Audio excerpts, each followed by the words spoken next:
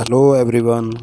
Today I have brought a question for you. If you like it, then share it. And if the channel is not subscribed, then subscribe to the channel. Now let's start today's question. Poetry Pedagogical Analysis. Poetry and prose reveals the glimpses of English literature. According to Chatfield, poetry is the music of thought conveyed to us in the music of language. Poetry is a thing of beauty because it has beauty of language, beauty of form, beauty of thoughts, and beauty of emotions. Channing says poetry reveals to us the loneliness of nature, brings back the freshness of youthful feelings, revives the release of simple pleasure, keeps unquestioned to enthusiasm which warmed the springtime of our beings, refines youthful love, strengthens our interest in human nature by vivid delineations of its tenderness and softest feelings, and through the brightness of its prophetic visions, helps faith to lay hold on the future life. Poetic language captivates readers and then it attracts them all the more. According to Hudson, poetry is made out of life, belongs to life, and exists for the life. Poetry differ from prose. Poetry is quite different from prose. Coleridge once defined prose as words in their best order and poetry as the best words in their best order. It is obvious that poetry is a more powerful form of expression than prose. Poetry feeds and waters the desires and passions instead of drying them up. F.L. Bellows say in the book Techniques of Teaching Language, we can compare prose to walking, moving from one place to another on the surface of the earth, getting the world's daily work done. Poetry may be compared then to dancing, rising above the surface of the earth, perceiving its relations, getting fuller view of its reality. Objectives of teaching poetry. Poetry is an important mode of expression in language. Without the study of poetry, a person cannot be considered to be well read in English in language. A subject which cannot captivate a person or arouse his feelings is not a good subject. Poetry is that aspect of language which fundamentally provides entertainment to the readers. We teach poetry with the objectives given below. To give practice of listening to recitation of a poem, to help the students recite a poem in a proper way, to make the students understand the beauty of thought contained in the poem, to enable them enjoy music and rhythm of the poem, to help them improve their power of imagination, to enable them to appreciate the poem by awakening in them by the aesthetic qualities of appreciation, to develop love of the students for English language, to make the students familiar with the background of the poem, to refine the aesthetic sense of the students, to make the students pick up the structure or pattern of a sentence, and above all, to make the students understand the poem, to help the students have balanced development of personality. Now, next point, making teaching poetry easy and interesting. Let there be good selection of poems for the students that will be make teaching of poetry easy and interesting. A few suggestions in this regard are as under. The short poems should be given preference over the long ones.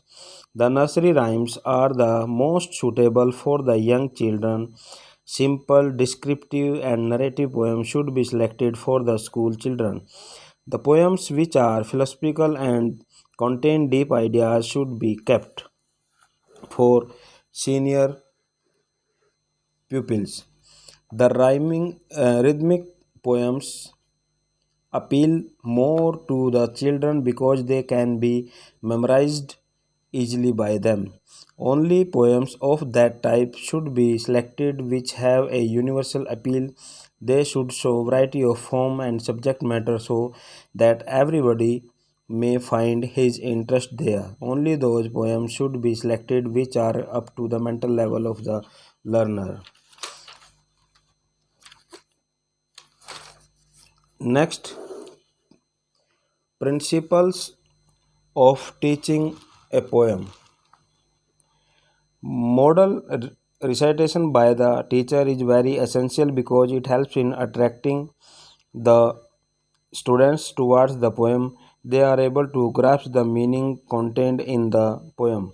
Detailed explanation of the lines or ideas should be avoided. The verbal peculiarities of the language should not be discussed.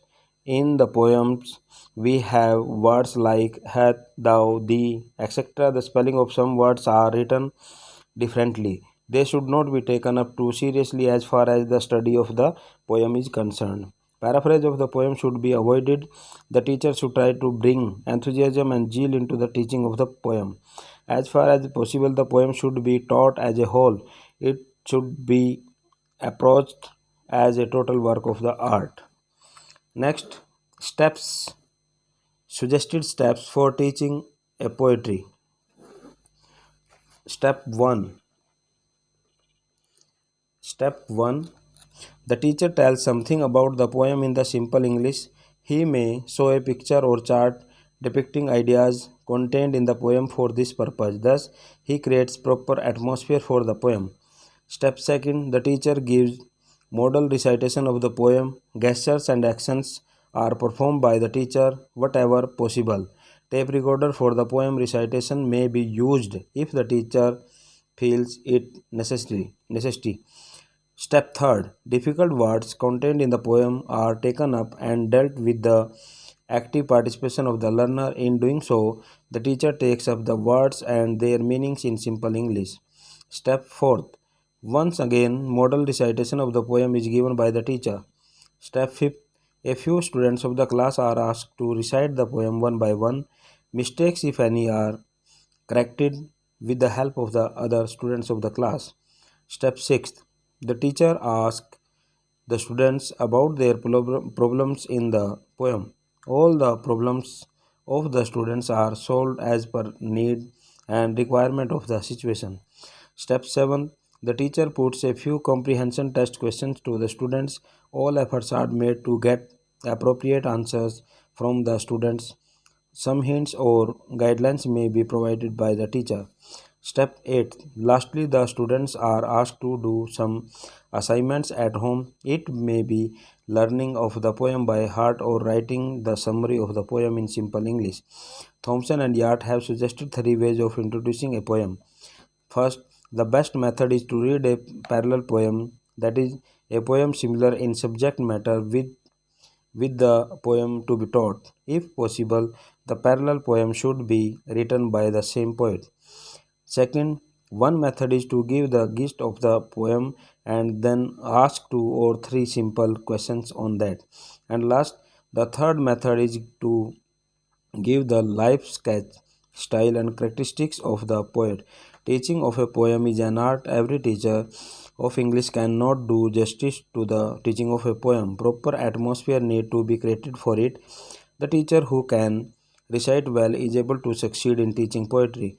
Tape recorded with the recorded poems can surely help the teacher. Practice in the poem recitation is needed on the part of the English teacher. तो ये आप लोगों के लिए question था pedagogical analysis of the poetry.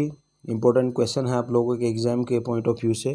अगर आप जितने पॉइंट मैंने बताए हैं केवल आपने वो ही करने हैं, इसमें कुछ एक्स्ट्रा दे रखा है बुक में, तो आपने 16 मार्क्स के अंदर वो नहीं करना है। मैं दोबारा एक बार बता देता हूँ। आपने सबसे पहले इंट्रोडक्शन करनी है पोइट्री के बारे में। उसके बाद ये 4 नंबर का क्वेश्चन आ सकता है आपका, पोइट्री डिफर फ्रॉम प्रोज। उसके बाद में फिर आपका अपने ऑब्जेक्टिव्स डालने हैं। ऑब्जेक्टिव्स के बाद फिर आपका आ जाएगा principles making teaching poetry easy and interesting, and next point principles and steps of teaching poetry. तो ये आपका सफिशिएंट क्वेश्चन हो जाएगा 16 मार्क्स का। अगर वीडियो पसंद आए तो लाइक कर देना, शेयर कर देना। Okay, thank you.